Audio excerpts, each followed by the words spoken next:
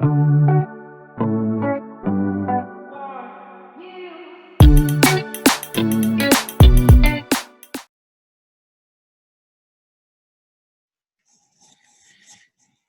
everybody. Hey guys.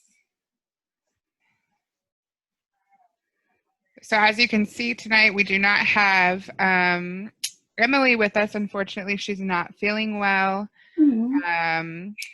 But I'm happy we've got Aya here tonight with Shapely Events. I'm going to go ahead and get this shared on my page so I can get people. Wow, this thunder. I'm still not used to living in Florida. Oh, really? Yeah, I'm not. Well, especially where I'm at now. It's funny because I'm like literally in the swamp and this is totally normal here. So. Okay. All right. Okay, guys. Awesome. So we are all set here. Like I said, Emily is unfortunately unable to join us for the conversation this evening, but I'm happy to have Aya here with me. You know, Aya is a great resource in the plus size community when it comes to a variety of things. I'll let you introduce yourself here.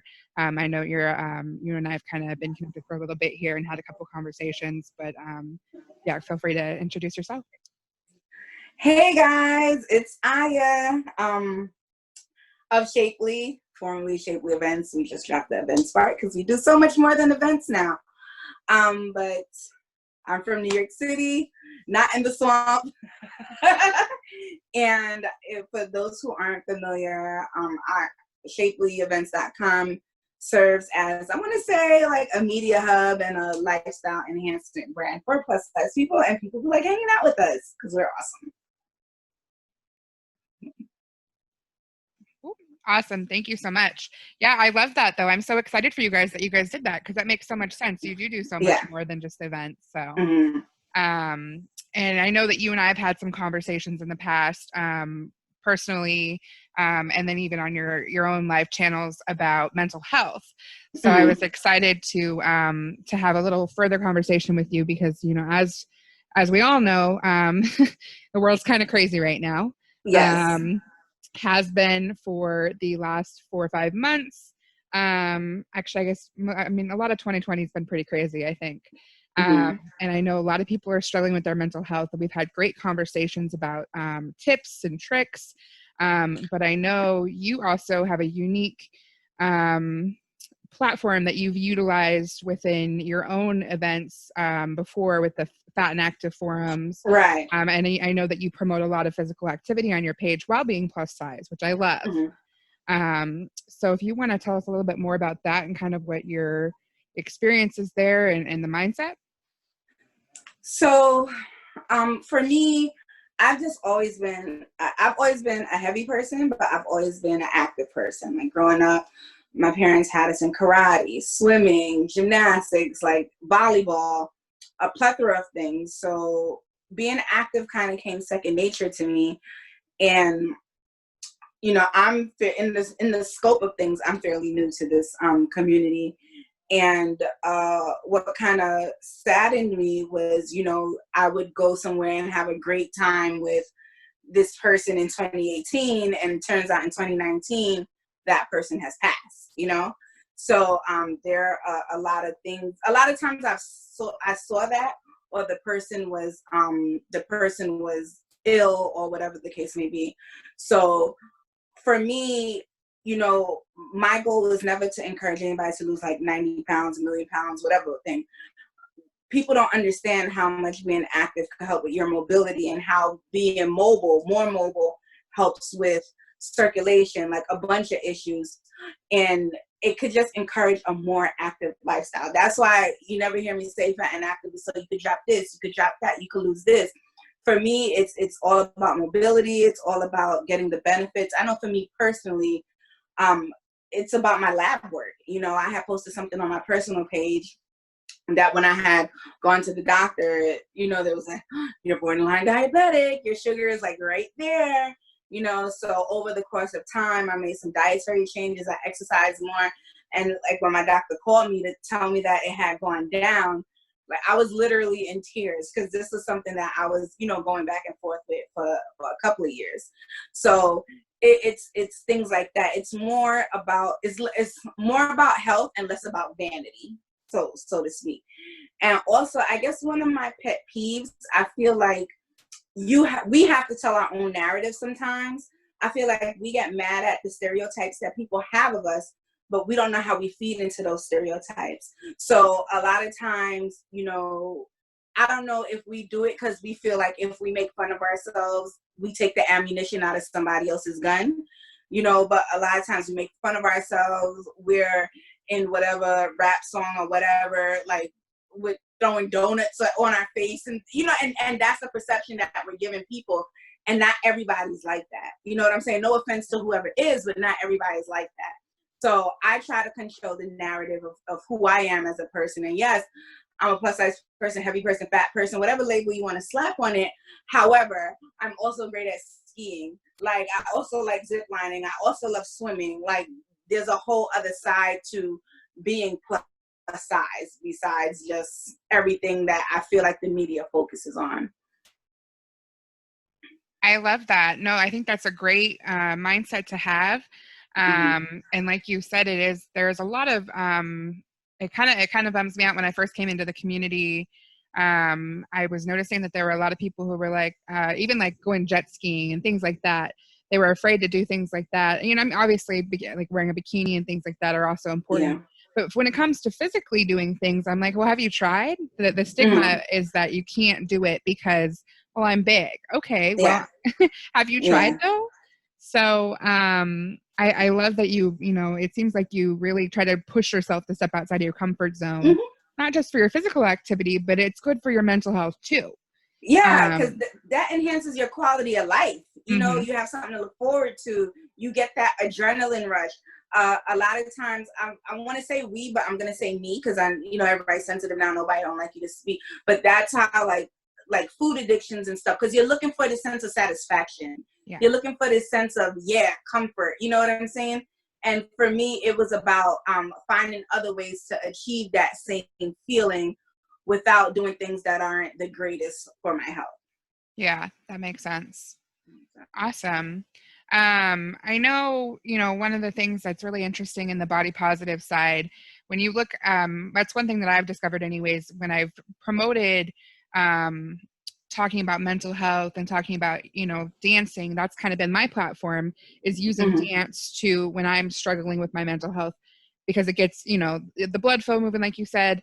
It really that's one thing that I've latched onto. But what's interesting is when you start to have the conversation about working out, or when you start to post, I have noticed when I noticed that people are messaging, and there's this stigma around influencers, body positive advocates of any kind, posting about weight loss. And even in the community, I've noticed in conversations, when there is such an argument. Girl, about, I got cane for like right, like I have the pros under my page, like it drives me nuts, because it's like, it's if somebody wants to make a decision for their own health, then we should support that. I'm all about promoting good vibes, body positive energy, and loving the way that you look, but I'm also really about being alive too. So to love the way you look. Yeah, exactly. And so I think that that's really important. I wish that we had more of a focus in the body positive community, and my thing is, and letting it be acceptable. Who says what size body positivity is limited to anyway? Yeah. Why do I have to be a size 20 to be body positive? I can't be a size 14 or 12 and be body positive. Like, who's the body positive police? Exactly. Well, that's the challenge, is that there's such a fine line, because there's the different movements between the fat acceptance movement, and you start going back into the history of it. That's why I'm really careful to align myself with my conversations and on my platform with certain verbiage, because I used to think like I fell more towards like the fat acceptance side, and now I'm like, wait, no, because that's not really where I'm at. Like in my life, it's been more about body positivity. And truthfully, like that's something that I'm trying to work on now myself. My mental health is something that's been a big focus the last year. But even in my last doctor's appointment, I wasn't happy with the numbers. I wasn't, it's enough for me to say, okay, positive change needs to happen now. but I know the minute I start posting that on my platform, the kind of crap that I'm going to get. And so Who it's cares? unfortunate. Yep. Who cares? Agreed. I don't want to have fans when I'm dead.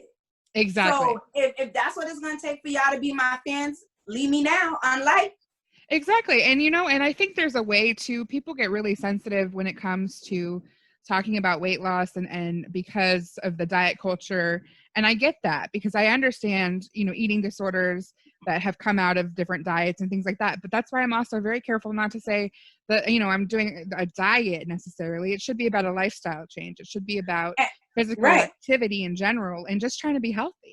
Right. And my thing is, I don't even like focus on weight loss per se. Like I very rarely use that term. I'm not gonna say I don't use it. I do use it because I do. But my goal is never. And anybody comes to any one of my workshops, get your mind right, get your inside right. You have to. I've worked in the social service field my whole adult life. You know, you have to provide yourself with certain replacement behaviors or replacement levels of stimuli and things like that. So I know the satisfaction I get from eating certain things, doing certain things, whatever the case may be. And once you deprive yourself of that, to me, this has been my experience, you kind of go ham and then you end up hungry like me in a drive-thru at 4 a.m. You know, so if you find a replacement behavior that can give you that same satisfaction, what's the issue? And I could still be alive, and I don't have to spend $7.99 on a number one, and my day's great. Like, why y'all won't let me be great? Exactly. And it's interesting. I used to think that it like when it came to even just eating, like truthfully, I've noticed some of the behaviors with this pandemic. When it comes to, I mean, there's weeks when you've got a bad mental health week where it's like you start to eat like crap. And honestly, that just makes me feel worse. And the worst part is that I know that it makes me feel worse, and it kind of happens anyways. But the weeks where you start to put, you know, when you pay attention to the things that you're putting into your body, or even just getting 15 minutes of walking outside. Mm-hmm. The other day, I was really like, this last week has been kind of an adjustment for me because I started taking antidepressants a couple weeks ago. Okay. And my body has been adjusting, and there's Right. been some extreme highs and there's been some extreme lows. Yeah. And and last week was a low. And Okay. on Sunday, I was at the point where I was like, I didn't want to do anything. I didn't want to get out of bed. And I'm like, I just need to turn on some music and dance. Like, I didn't want to do it. I wasn't feeling it. But once I got my body up and moving, I was like, okay, this feels good. Like, I actually, like, my mindset changed enough to want to get up and actually cook dinner and do those things. It's crazy that we don't realize how much our mental health is dependent upon being physically active, even for 15 minutes. And how much of a cycle, like you said, is how much of a cycle it is, because you feel bad, so then you eat so you can feel good. You feel good, but then you feel bad again because you just, binge or whatever. Yeah. So now you need something to remedy you feeling bad, so then you eat again. It's really like a vicious circle. So it's like, yeah. When do you get off the hamster wheel? Like when? Exactly. And these are some tough times, man. The times that I would say since March or February has been some of the toughest moments, I would say, in my life. You question who you are. You question the people around you. You question your thought process. You feel sometimes, you feel hopeless because you can't do enough. And how dare you try to dictate to me how I should cope with that, or the mechanisms I should use to cope with that, because they don't align with what you deem to be correct. Yeah, exactly. And that's the thing, like you said, there shouldn't be any judgment on it. Unfortunately, there is. Which is too bad. I think that's another reason why we need to keep having conversations though about it, and having, that's one of the things that I really try to do on my platform is be transparent. I love seeing other people doing that too. And I love you're so transparent on your page about, how you're feeling. And like, you've come on live a couple times over the last couple months, with emotional moments. And then also celebrating the times when you're feeling yourself and doing the workouts. So I love that, you have that really genuine transparency to what you're feeling. I think people feel like You can't, everything on social media has to be happy. Like everything has to be, and that's how you create this false safe space, so to speak. Mm-hmm. Because then people become deterred from, really speaking their truth, from being feared that they're going to be seen as like a negative Nancy or whatever the case may be. But every day, we're not okay every day. Like Mm-hmm. I'm not okay every day. People that look like me might not be okay every day. Like it's really it's tough times out there. Yeah. And I want people to know that it's okay to be not okay. You see sometimes all these things happen and you're like, I could never tell, I never knew, she seems so this, he seems so that. And people wonder why people don't speak up. People wonder why people don't cry out for help. People are so judgmental. I think when we start normalizing us or people unpacking their feelings, it makes for better friends because you have people who understand you more. It makes for better company because you don't feel like, oh, I can't speak about this or I can't speak about that because I'm going to be judged here, because I'm going to be judged there. And to me, we just need a safe space to decompress. And if it's not amongst people we could call friends, then who is it? So don't be surprised if you're like, oh, you shouldn't be sharing this or you're trying to do this. And maybe that was the one healthy way this person had to cope with all the injustices that's going on, or domestic violence, child abuse, such and such. There's so much going on in people's life. Like, who are you to micromanage how somebody copes with whatever? And to me, if somebody could find a positive way to cope with what's going on, that's much better than there's a lot of more negative, dangerous ways to cope with things. So because you feel insecure about yourself or you're not feeling as motivated right now, I should engage in whatever negative behavior you want me to, or I should get down off my platform when I'm feeling on 10 because I just did a workout. Like, exactly. Yeah, that's a good point. When we start to look at, like you said earlier, when it comes to social media, I think people really want to paint a picture.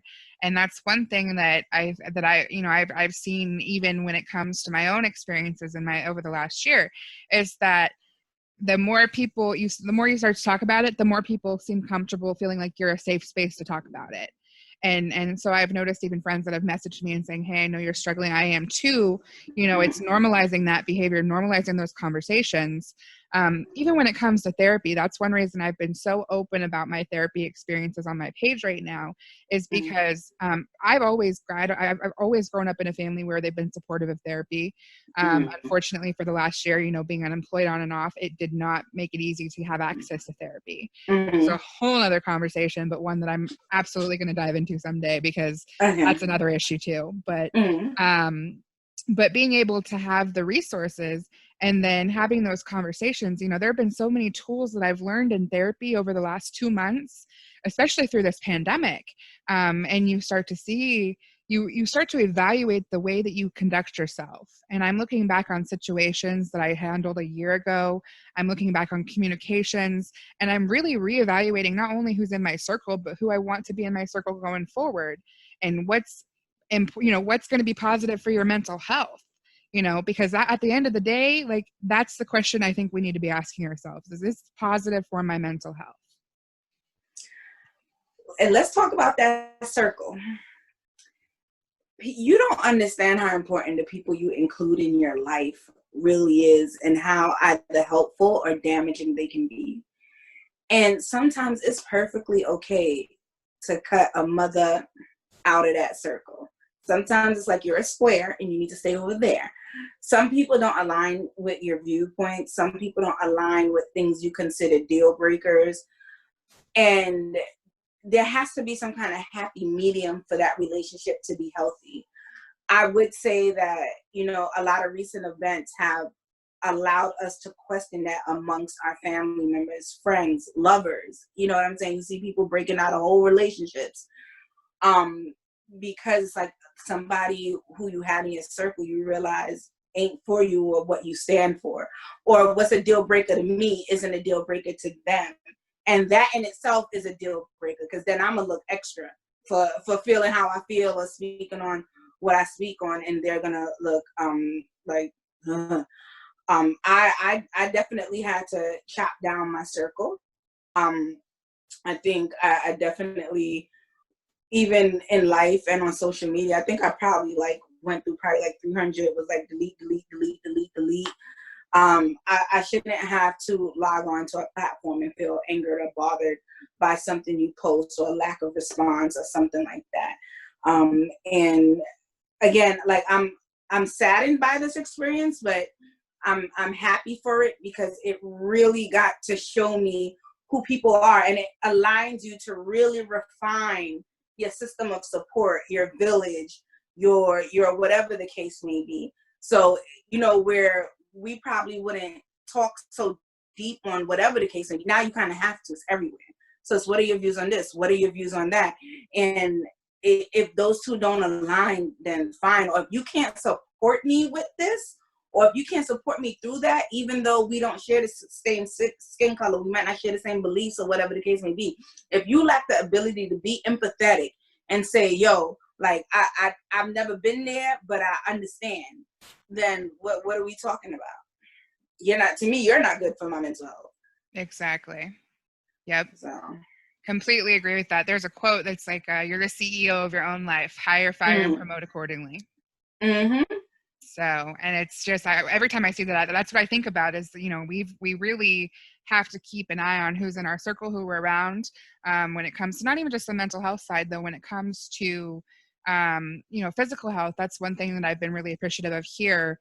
My circle is very small here because for a number of reasons, and truthfully, I'm happy for that. Even with the pandemic, I've been able to make a couple great connections. But the people that I spend my time with, they're supportive of those physical goals, you know, whether it's wanting to walk. I've got a friend, Denise, she's the one that runs the YouTube channel that I've been talking about on my page, which is Life with Poochie. Poochie, Yes. Life with Poochie. Yes, her name's Denise, and see, I be knowing. Yes, and she's amazing, and she's just such a positive influence because she knows what I've been dealing with when it comes to my mental health, because she also has dealt with mental health struggles.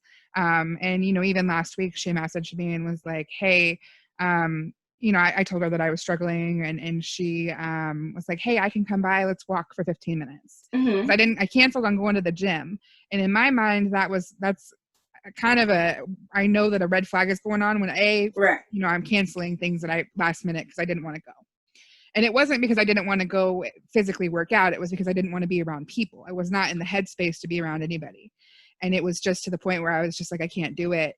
And she was like, well, then let's go walk for 15 minutes, you know, like 15, 30 minutes outside will make a difference. And eventually I just ended up walking by myself because she was running some errands first, and I felt so much better afterwards. But even just having somebody to support that and suggest it, like, it's so much better to me than being like, you know what, like, it's okay, have a bad day. I would much rather have a friend be like, no, let's get up and go do something. After work, I like this. I feel accomplished. I feel a sense of achievement. I feel purposeful. And that's just like emotional feelings. Not knowing what all the chemicals and endorphins are doing to make you feel like, ooh, you know what I'm saying? Yeah. And I guess my Poochie would be one of my best friends, Toya. We live fairly close to one another, and she'll definitely jump in on a walk. I'll definitely jump in on her walk. We challenge each other on our Apple Watch. So, you know, I know when she finishes a workout, I cheer her on. If we see we haven't worked out, and it's like, girl, you okay? You ain't walking a minute, like, you know, or you ain't exercising in a minute. So that accountability partner or whatever is there. And I know we both use exercise and stuff as a coping mechanism for a lot of stressors that go on, because we both derive the same level of pleasure from it. So yeah. And nowadays it's safer than sex. Yeah, exactly. Crazy. Seriously, like it blows my mind that I'm like, keep seeing posts where people are sharing like their Tinder profiles, and they're talking about how they're like, in the bio it says that they're COVID negative. I'm like, I don't care. Like, yeah, exactly. Like, that's crazy to me. Like, no, do not be meeting random people on the internet right now. Like, That's Like, why I'll work it out Florida. I'm not even first. going to go into Florida, but it's all bad. Yeah. Not the time to be meeting So, people. Go take your ass on a walk. Like, uh-huh. So for me, those two, because when, you know, I was like, those two, for me, they just go hand in hand. mm-hmm. Like, if I'm having a bad day with one, I'm having a bad day with the other. And if I'm having a good day with one, then I'm having a good day with the other. And Mm-hmm. they just intertwine for me. And I try my best to share that, spread that. I'm happy that it's catching on, because when I first did like my first Fat and Active workshop, I think there was like 6 to 9 people there. Yeah. Then when I did the second one, it was like almost 50, borderline 50, I believe. The Fatty Friendly Day of Fitness I did in the park. Like, there's so many ways to derive those good emotions and those feelings that you get from other stuff. And I'm a firm believer of, like, you know, we should always start with the least restrictive first. Like, for Mm-hmm. me, it's like just finding other coping techniques. If that doesn't work, therapy. If that doesn't work, medication. Mm-hmm. Like, some people just jump out of one basket into the other. And it's like, oh, I'm feeling, and I'm like, well, have you tried this? Have you tried that? Have Yeah. you know what I'm saying? So don't skip steps and wonder why something isn't working or why you're not feeling better. At least try it. You know, you'll be surprised that there's so many unconventional ways. And to me, if you go back, like before all these medications and stuff were developed and all these, there were ways that, you know, society dealt with certain things. Like, sometimes you have to get a little bit antiquated and figure out Mm-hmm. what worked back then and saying, you see if it works for you now. If it doesn't, then, you know, by all means, do you or go wherever, but at least try it, you know? Exactly. Yeah, I agree. Truthfully, that's one thing I was super hesitant to go on antidepressants, but I've been feeling the same way for about a year. So at that point, and after, you know, even the dancing and everything, I just needed that extra, because at this point it's become something that's affected my focus at work and my sleep. Oh, okay. Yeah. So when it gets to that point, I'm like, okay, this isn't working for me, you know. I'm not a clinician, but I believe, like, you know, there's a clinical component when something interrupts your activities of daily living or things that you would normally do. And if that's the case, then yeah, so be it. So exactly. Well, and I think it comes to a point where it's like everything, you know, different things work for everybody. But at the end of the day, if you're doing the things, you know, like that, you know, if you therapy is an option for you, that's something you're comfortable with. I think those are great resources for mental health. Leaning on your circle, physical activity. And I think the thing that people, when I say physical activity, it doesn't have to be going to the gym every day. Like we talked about, walking, dancing has been my go-to. It's funny because people are like, well, 15-second TikTok doesn't take that long to record. And I'm like, if you have any idea how long I'm sitting out there recording it, sweating. I don't like to say yes. It's 90 something degrees and it's humid here. So when I'm out there dancing, it's an hour-long thing typically for that 15 seconds. And to me, only the hate is gonna count. Like, why are you counting this out? Why are you so that sometimes I just want to look at people and be like, why are you so mad? Yeah. Let me live. Let it be. Let it be. And if you can't derive pleasure from my pleasure, then to me you're not my friend.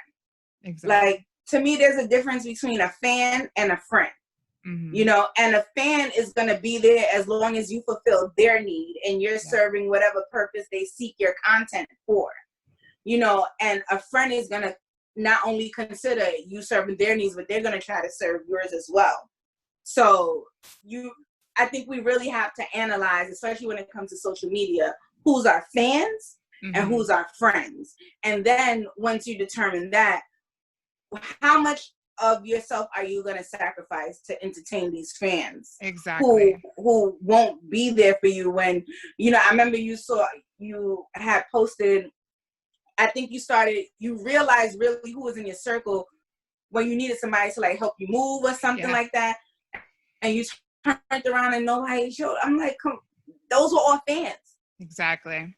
Yeah, everybody, that was the thing. Like when it came to Las Vegas, it was all fun and games when you've got tickets to the parties and you've got the connections for the bottle service. But the minute you actually need somebody, no one to be found. So yeah, absolutely. Those are associates, somebody says in the comments. Not your friends. It's so important. Associate. I would go a bit further and say acquaintances. Acquaintances. Yep. But everybody, you know, and just getting older, growing up, I had to learn how to compartmentalize things, Mm-hmm. because there's definitely been times where I've expected more than somebody was willing to give, and then Mm-hmm. I became disappointed in that sense, and I'm all emotional, I'm crying, and it's like, oh, but I would do this for this person, or I would do that for that person. Yeah. And then my good friend Sharon, now it's not, she'll be like, hey, everybody's not you, everybody's not, like, the minute you learn, like, really that, yes, you would do this, but everybody's not you, trust me, the Yeah. happier you'll be. Everybody doesn't have the same So, heart as you. Yeah. and then you had to, I really had to learn how to compartmentalize who's who. So this is my close circle. This is like the club people. This is the bowling people. This is the pool people.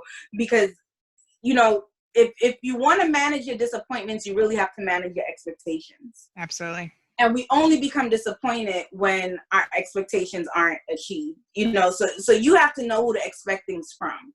Yeah. Else you're always going to be experiencing that level of disappointment and stuff like that. Like, there's people I expect, if I post there's people who I know are going to like my workout videos or whatever the case may be, like, just because there's people who jump in my inbox, and there's people who I know are going to be like, this is annoying, next, you know what I'm saying? But I'm definitely not disappointed, because all I need is one person to say, you inspired me. Oh, you inspired me to work out from home. You know what I'm saying? Because it's just like, it's all good here. Are you happier this morning? Did you start your day off with a little pep in your step? Because there's times I used to walk out my house like, and then I'm in New York, so everybody's like, and I walk out my house like, I got the customer service eye going on. Yeah. So That's funny. That makes sense, though. So with the pandemic, how have you found ways? Do you have like a home gym setup, it looks like, or? So, girl, I have my Nordic track, I want to say from 2016. Oh, wow. And it's been in my living room. We're in 2020, right? It's been in my living room for years. My sister-in-law, who's in like the other room, she's like, girl, you need to get rid of this. Mama, get rid of this. Everybody's telling me to get rid of it. And I was like, no, I'm going to work out. Years and years went by. And I had a gym membership, still do. But, you know, in New York City, everything is closed. Mm-hmm. And I just got tired of feeling bad. I got tired of crying. I got tired of, you know, I'm just eating everything, and then I'm mad because I'm eating everything. Mm-hmm. But then I start eating everything because I'm mad that I'm eating everything. So, you know, I had disassembled the machine because I had a event at the house. And one day I just got up and I said, I'm gonna assemble this. I'm going to put it together and I'm going to get on it. And I think the first full workout I did was like 40 minutes, 38 minutes or something. And I was like, wow, that's not that bad. Then I just started, and I don't have a home gym. I have the NordTrack machine. I have some weights. I have a yoga mat, and I also have like a Beachbody on-demand membership. Okay. So, you know, if I don't want to do that, I could tone. So that's really been my source of, because I can't go to the gym, which I used to love to do. Yeah. But now that, you know, I figured out all these resources due to the pandemic. Yeah. And I don't want to say all these because I've been had this stuff. Like, I've been paying for my Beachbody membership for years. Yeah.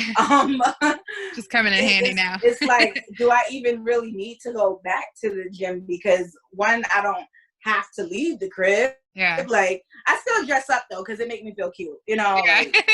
Like, people like, you dressing up just to go to your living room? You're damn right. Yeah. But I just make use of what I have, but I've always had this stuff, but I've never really used it, or I've used it like consistently. So I definitely thank this time in isolation for that, because I wanted to stop feeling shitty. Yeah. And that led to, I felt purposeful. I felt I was just like, yes, I would get a rush. Like, I really felt good. And then it would curtail like what I eat and stuff like that, which led to my labs coming back. Like, for me, that was all worth it. I didn't care about no troll, no hating broad, no nothing. Like, when my doctor called me and was like, your sugar's down, this is down, like, it was all worth it for me. Mm-hmm. That's awesome. I'm so glad to hear that. So when it comes to the fat and active workshops that you've done in the past, I know it's been kind of in a weird spot with COVID now. Is there any, I don't even know if you can share, but is there any plans to do anything virtual or anything? Yes, yes. So I don't know if people are familiar with Isaac from No Excuse Crew, but we definitely hit him up. We have been working with I want to say partners trying to get like sponsorships and things like that. I definitely have some content ideas that I want to do. Somebody, I'm not going to say because I don't know if they feel comfortable, but they got a Nordic track as well. And I'm like, we should work out together. We should start like a chat room and, just set the phone up and we all get our workout on. We could go in and out as we choose or interact as we choose. But definitely, because I would want people to feel like how I feel when I get off. And notice, like, I'm not saying anything about looks. I'm not saying anything about sizes. I'm not saying anything about weights. I'm talking about feelings, like emotions, like medical stuff like that matter, So take the vanity out. Like, I would love for that to happen. But as far as a virtual, definitely in the works. And I would say you'll be hearing about it, like, pretty soon. Awesome. I can't wait to hear about it. And definitely we'll have to tune in for that. Sorry, just to go back, I know one of the best ones I did a bachata, a virtual bachata class. Oh, awesome. Yeah, and that was amazing. And I didn't know how much of your calf muscle you like need. Seriously, yeah. But the next morning I woke up and everything was like so I love those things, but yeah. That's awesome. I love it. Yeah, I've been seeing, that's one thing that's been really cool with watching different pages that I follow on Instagram. People are getting really creative on ways to host workshops. I've seen some plus size yoga workshops and things like that. I know that I've been working on some of that here. We're actually going to end up doing a Zumba class eventually, and that may end up being virtual. So, it's just, we're at that point where it's just trying to find ways to be creative to still kind of. Yeah, you have to, because, I think everybody thought this was like a fly-by-night thing. Yeah. And then we're realizing that it's really not. So you kind of have to pivot. Well, you do have to pivot in a lot of ways. So yeah, we're in the middle of July and nothing has changed. Not really. So, but that's exciting. I'm glad to hear that about your different events there. As far as I guess some of the things that we typically do when we're on the show here is ask questions about reflecting, because I think a lot of for when you've given me some great advice in the past, even just through messaging or support, and which has been awesome, which is so cool because you've got people in different areas. Honestly, truthfully, some of the people that I've spent so little time with in person have been the most supportive and most wise over the last year, I feel like, which is really cool. But anyways, off track.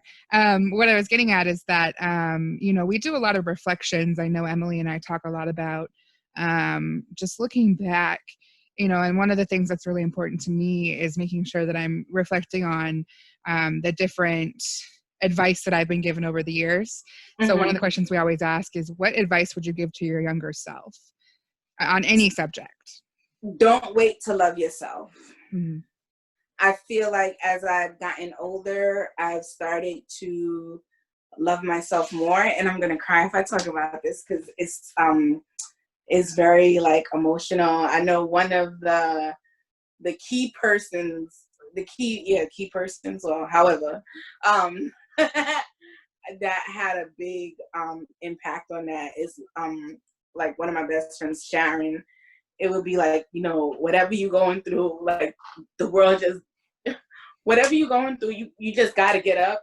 You got to pull yourself together and like try your best to look like something. You know what I'm saying? Yeah. And I feel like at the darkest moments in my life, I waited to love myself.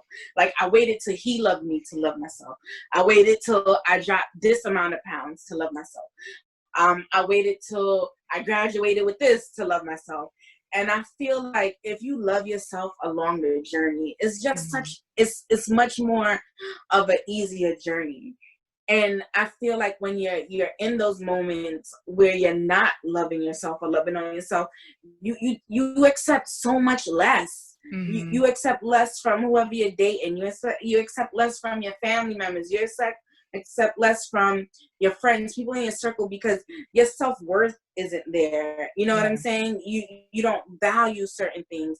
So it's like, stop waiting until you achieve something to really love yourself, you know. And I'm so mad that I'm like 35 and like just started wearing shorts. You know, like I could have been loving my thighs like this whole time. You know what I'm saying? Yeah.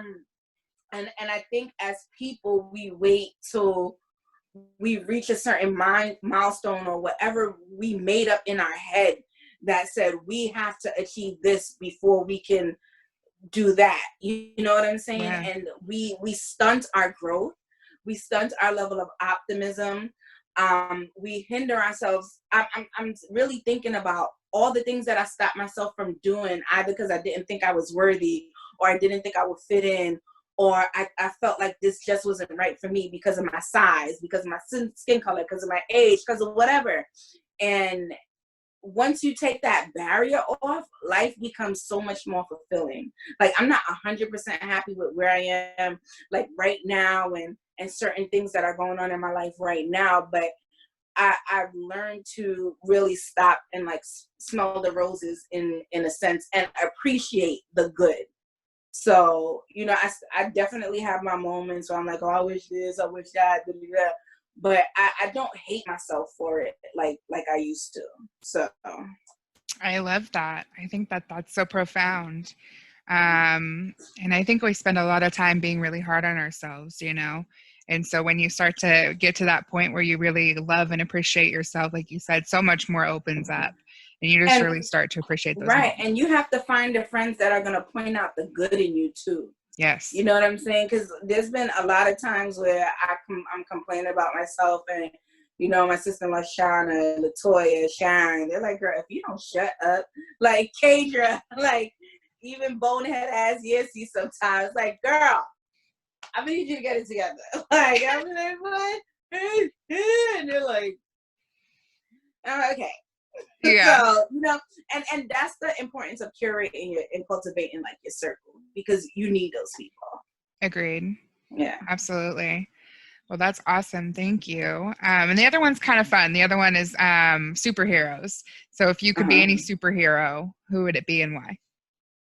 To be honest, if I could be any superhero, I would be the person that I'm named after. I had shared who Asantua was. My name, my legal first name, Asantua. I had to change it to my middle name because, you know, the haters be watching. But anyway, by definition, it means warrior woman over all warrior women. So it's like HBIC.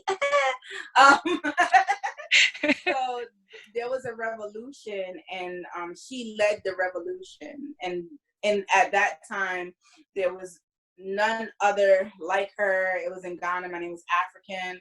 My father's a Rasta, as such. You know, there goes my name. And, you know, growing up, I didn't appreciate it. I always told people to call me Kimberly. Like, I just made up some whatever name I thought would have been easier to roll off the tongue. But now as I go through life, it definitely gave me something to look up to or to hold myself to. Because sometimes I get mad. Can I curse on here? I don't know if I can curse on here. Because sometimes I get mad and I'm like, you a fucking warrior, yo. You know who you was named after? You know who you was named after? And then I'm just like, you know, your parents gave it to you. They believed in you. So for me, like, my superhero isn't like from a Marvel comic book or DC or whatever. Like, my superhero is Asantua, who led the revolution in Ghana, and she fucked shit up. So Absolutely. That is I so stand cool. 10 toes on that. And that's why I'm so vocal about everything that's going on now. Like, I'll be damned if, like, my father and my mom entrusted me to carry the weight of such a name. Mm-hmm. And I sit by and say nothing about certain things. I don't feel some type of way about certain things. So my superhero is her. And I'll share it too. my Facebook. Again, I had shared it on my Brunch and Boost platform, but my superhero is definitely Asante. That's awesome. I love that. That's so powerful too. And it's Thank funny you. that you say that because I feel like we do have to have those moments sometimes where you kind of hype yourself up. Literally, Yeah. like 2 weeks ago, I was on the beach and I was doing that as I'm walking out because it's been a while since I've been on a bikini I on think the beach. your bathing suit. Yeah. Yeah, and I was like, I looked at my friend and I'm like, I can do Yeah. this. I got this. I'm a bad bitch. Like, I'm like hyping myself up as I go. Like, and it was so funny because there was this guy going by on a bike behind me, and I'm sure he heard me say that, and I'm like, I don't care. Like, sometimes you gotta hype Yeah. yourself up. You have to. I never wore a halter top probably till August of 2018. And Sharon was like, "Oh, I have this beach halter top." I was like, "I can't wear a halter top. Like, I have back fat. Like, I can't do it." And she was like, "If you don't put it on," I put it on. I stood it. I don't know if you know. Have you ever been to the Atlanta Bash? Well, the Marriott has like these big full length mirrors. And then I walked into the mirror and I immediately started crying. And I turned, I remember she was standing like to me, I was standing in front of her and I was just like, oh my God, I didn't know I could look this, you know what I'm saying? And it's like, I did the whole video recap and you would have had to cut that thing off of me because I thought I was shit. And I was just like, oh, like, so yes, you definitely need those moments. I love that. That's awesome. Well, thank you so much for joining us today for this conversation. Can you tell me, You're welcome. go ahead and plug anything that you want to plug as far as your website? How do we find you? Videos? Well, you could Shapely Events across all social media. If you want to find me personally, like with all my workout stuff on IG, Cute by Definition. On Facebook, I'm a bit more like refined and thought provoking. Yeah. On Instagram, I'm like, watch me exercise. You know what I'm saying? So our next big thing is Shapely Ski. So we're going in line with our mission to like just really enhance people's lifestyle. It's gonna be more so like a retreat. We're gonna, we have so much fun things planned, so much activities that one would think big people can't do. Like, yes, we can ski, we can snow tube, we can do so many things. Sometimes you may need a little extra help, some adaptive equipment, or whatever the case may be. We might not be able to go in tandem, but we could go. So that's what Shapely Ski is all about, to really provide a really lifestyle enhancing experience. And I'll be around. That's awesome. I'm excited for that. That's really cool. And then that's on the website to register for that, the Shapely Ski? Yes. Soon as, if you go to shapelyevents.com, right to the right corner, you will see the button for Shapely Ski. Awesome. Well, thank you so much for your time today and for joining me for this conversation. And we will see you around. All right. Bye. Bye, guys. Okay.